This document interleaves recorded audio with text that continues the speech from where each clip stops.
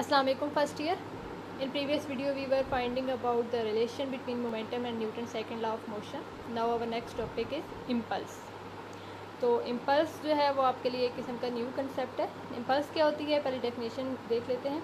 When large force acts on a body for very short interval of time, then product of force and time for which the force acts is called impulse. ठीक है कि जब एक large force act करती है किसी body पे बहुत छोटे इंटरवल ऑफ टाइम के लिए, ठीक है, शॉर्ट इंटरवल ऑफ टाइम के लिए, तो उस टाइम पे जो प्रोडक्ट होता है फोर्स का और उस इंटरवल ऑफ टाइम का, उसको हम लोग कहते हैं इम्पल्स. ठीक है जी. इम्पल्स को हम लोग रिप्रेजेंट करते हैं जे के साथ. ठीक है, J is equal to F cross T. ये क्या है? Large force. और ये क्या है? Short interval of time. इन दोनों का प्रोडक्ट हमारे पास आ जाता है इम्पल्स. ठीक है जी.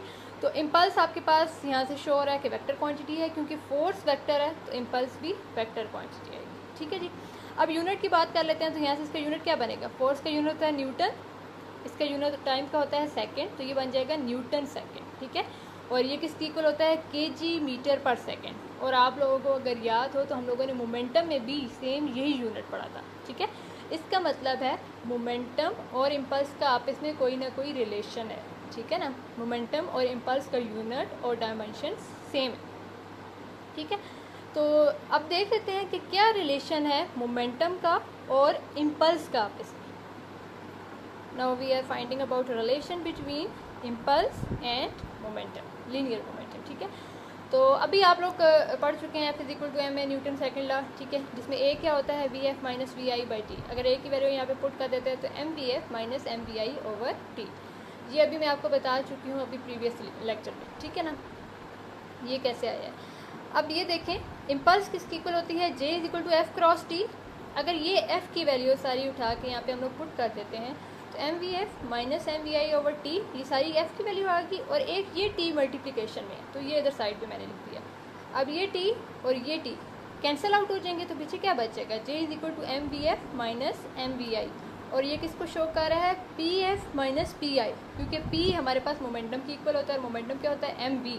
तो ये वी एफ है तो यहाँ से आ गया फाइनल मोमेंटम, और ये वी आई है तो यहाँ से आ गया इनिशियल मोमेंटम. तो ये किस चीज़ को शो कर रही है? Difference in momentum. ठीक है, ये चेंज इन मोमेंटम. तो ये हम लोग इसको डेल पी लिख सकते हैं. तो जे किसकी इक्वल आ गया? डेल पी की इक्वल. ठीक है ना.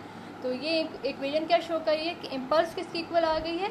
चेंज इन मोमेंटम की. ठीक है. पहले आप लोगों ने न्यूटन सेकंड लॉ का जो रिलेशन मोमेंटम के साथ देखा था, उसमें rate of change of momentum force की इक्वल था.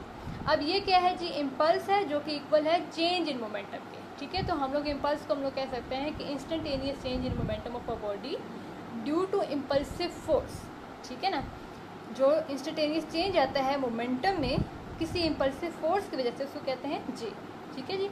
और इम्पल्सिव फोर्स क्या होती है? इम्पल्सिव फोर्स होती है force acting on a body for very short interval of time. ठीक है ना. इम्पल्सिव फोर्स की डेफिनेशन है force acting on a body for very short interval of time. क्योंकि ये देखिए इम्पल्स किसकी इक्वल होती है? जब स्ट्रॉन्ग फोर्स एक्ट करती है शॉर्ट इंटरवल ऑफ टाइम के लिए, तो इस फोर्स को हम लोग कहते हैं इम्पल्सिव फोर्स. ठीक है, जो इम्पल्स काज करती है. तो ये था जी इम्पल्स. शॉर्ट सा टॉपिक था और बहुत इंटरेस्टिंग टॉपिक है. ठीक है. होप सो आप लोगों को क्लियर होगा. अगर आप लोगों को क्लियर नहीं है, कोई भी क्यूरी है, आप लोगों की कोई क्यूरीज हैं, तो आप लोग मुझसे पूछ सकते हैं.